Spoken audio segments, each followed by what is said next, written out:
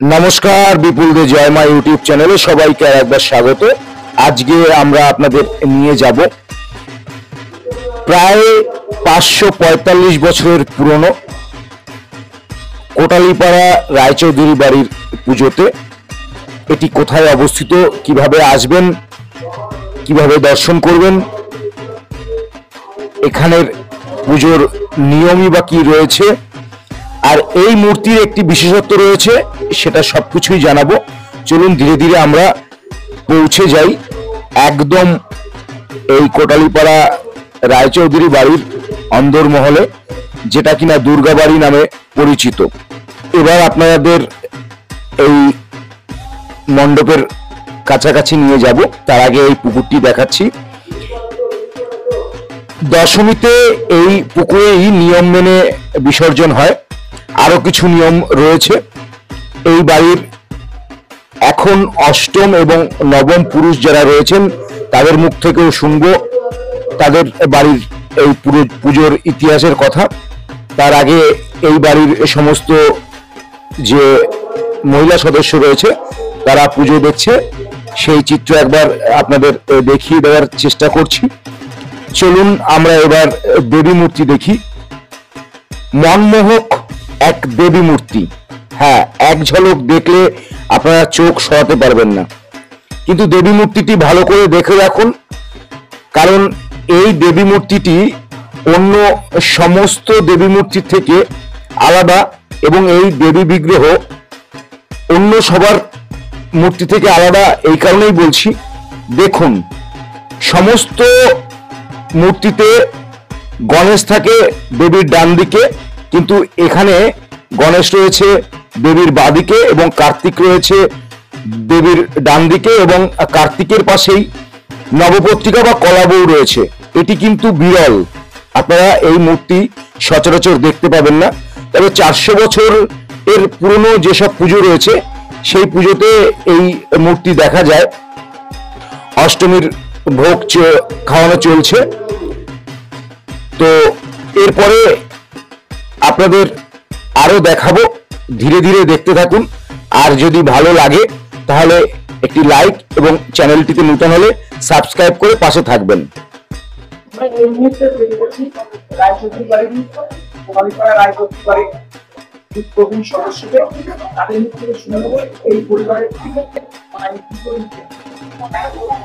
আমার এই পুজোর ইতিহাস হচ্ছে 1580 সালে 1580 সাল শুরু হয়েছিল, এবার 545 বছরে পদার্পণ করিল। এবং এই পুজোর বিনিয়োগ হচ্ছে, যেহেতু পুরানো পুজো সম্রাট আকবরের আমলে, এই জন্য এই পুজোর কার্তিক গণেশ মোটামুটি বর্তমান যে সব ঠাকুর দেখা যায় কার্তিক উল্টো, এবং নবপত্রিকা গণেশের সামনে না বসে কার্তিকের পাশে বসে। এইটাই আমাদের পুজোর বিশেষ। এই পূজা শুরু করেছিলেন ভোগেশ্বর ঈশ্বর, ভোগেশ্বর রায়চৌধুরী এবং মানেশ্বর রায়চৌধুরী দুই ভাই। এই করতে করতে আমি হচ্ছি নবম পুরুষ, এবার অষ্টম পুরুষ, অষ্টম পুরুষ এবং নবম, দশম, 18 চলছে। অষ্টম থেকে 18 বলবো। আমরা অষ্টম থেকে এবার নবমীর পুজো একটু এগোই। তার থেকে শুনে নেবো যে এই পুজোর একটু যদি সংক্ষিপ্ত ভাবে বলেন যে শুনছে কি থাকে তার সবকিছু থাকে। নমস্কার। মানে খাওয়া দাওয়ার দিন চলছে, সেটাই আমি একটু থেকে শুনে নেব। আমাদের পুজো শুরু হয়, সন্ধি পুজো থেকে শুরু হয়।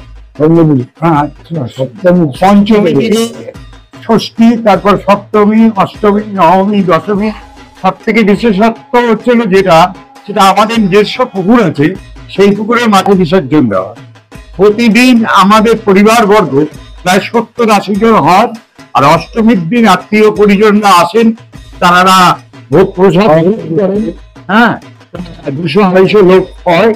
এবং দশমী, নবমী তো সব কানেক্ট করে লোক হয়। আমাদের জ্ঞাতি গোষ্ঠীটাই বড়, তার জন্য অনেক লোকজন হয়।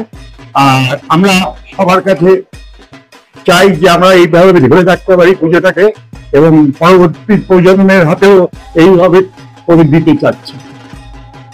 না আরেকটু শুনতে চাইবো যে নিয়ম নিষ্ঠার সাথে তো পুজোটা হয় না, দেখেছি বা শুনেছি।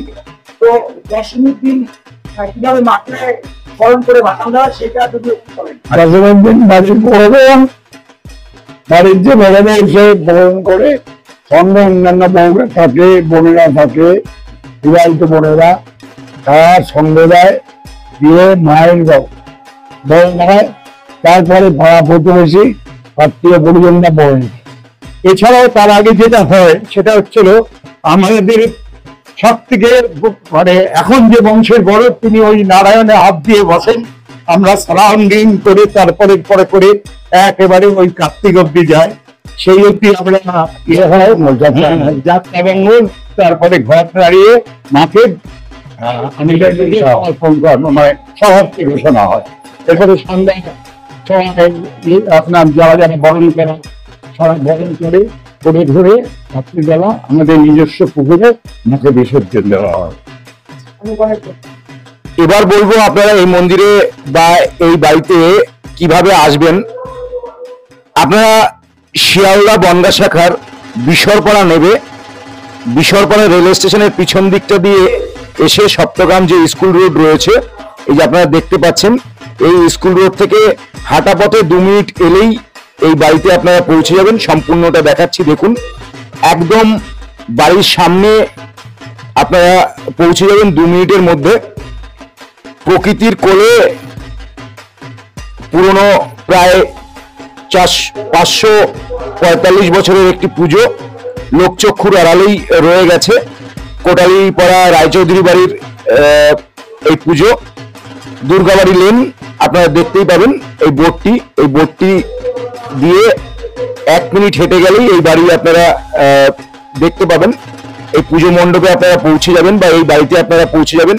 তাহলে পুজোর মধ্যে যে কোনো একদিন চলে আসুন, আশা করি ভালো লাগবে।